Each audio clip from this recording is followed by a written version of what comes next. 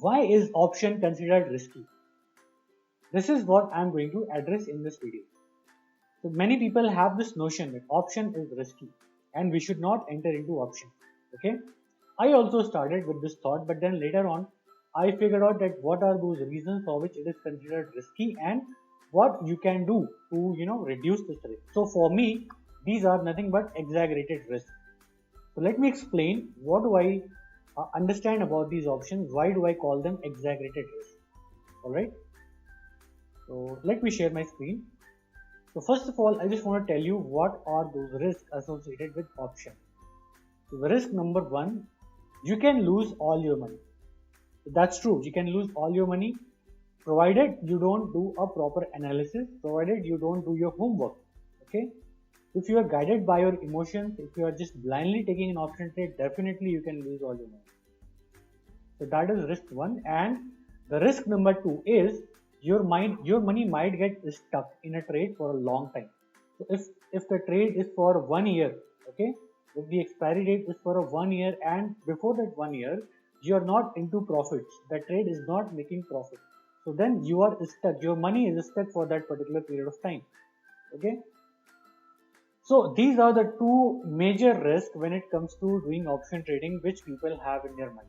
Now I'm going to explain you why do I consider these risks as exaggerated risks. Okay, what you can do to manage and mitigate these risks. Alright. So the number one reason I consider them as exaggerated risk is because people don't do a proper analysis, the technical analysis, the fundamental analysis. Alright. And mostly they do an option trade based on their gut feeling. Okay, based on the news which they see in TV or in newspaper, based on the recommendation of their friends. So gut feeling basically is a very strong recipe for disaster, especially to the option market. You have to do a proper analysis. Okay. The second reason I want to show is no portfolio sizing. So what it means is, in order to satisfy the greed, people put all their money, all their portfolio into an option trade, thinking that it will give them return. So I'll give you an example. Let's say a person has 1 lakh rupees or let's say $1,000 in his account for complete stock investment portfolio, for doing everything into these stocks. Okay. So when the person does first option trade, the person will be a little careful. He will enter into a trade, option trade, with a very small sum of money. Let's say he entered into a trade with 10,000 rupees. Okay. And next day, or I mean in few days, the person made some profit on that 10,000. Let's say he made a profit of 2,000 rupees. Okay. So when he gets to see the profit, then the greed starts to come in.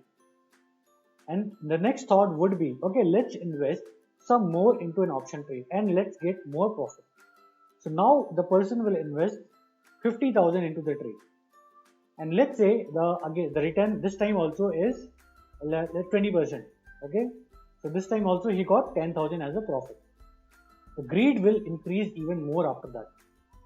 And what the person will do after this, he will put all the money, that 1 lakh rupees he had for the complete stock investment portfolio, he'll put all the money into the option trade, thinking that this time also he will get a 20% profit. But then it might go the other way. You might lose all the money. Okay. So don't treat option as a gambling. Take it in the right way. And the right way is you do a proper analysis and do your portfolio sizing. Allocate only a small sum of money of your portfolio for doing an option trade. Do not put all your money into an option trade, because that's a disaster. Alright. So that was point number 2. Now I'm going to talk about the point number 3. The point number 3 is not able to cut losses. So basically it's again a human emotion. We tend to stick to a particular losing stock, hoping that it will bounce back in future. So basically we live by hope, thinking that the situation will improve. But rather what can happen, it might go downwards to an extent where you get nothing. So suppose you entered in a stock in a particular option trade, okay, and in 1 week the value of your trade has come down to 90%. So you are in 10% of losses, okay. After that, if you think that the prices might go up in future and if you keep holding it, then that's a risky venture. You have to take a call at what loss you have to come out of the option trade. So if you have decided 10% as a threshold for you, just come out of the option trade as soon as you hit 10% losses.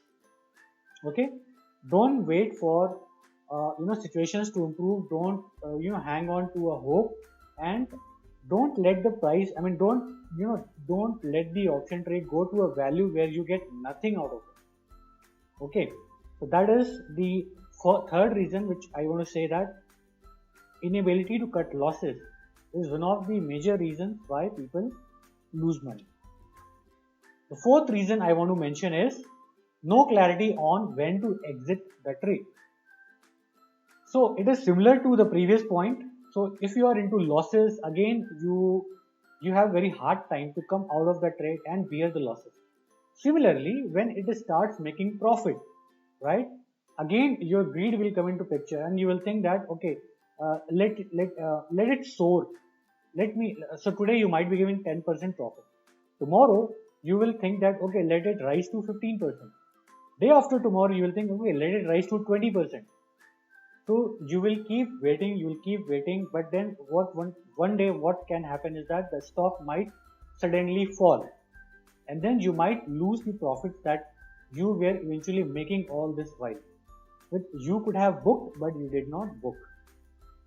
So again, you need to have a very good clarity in your mind. When do you want to cut your losses and when do you want to book your profits? And for this to happen, you have to have your emotional stability. You need to have your emotions in check of greed and fear.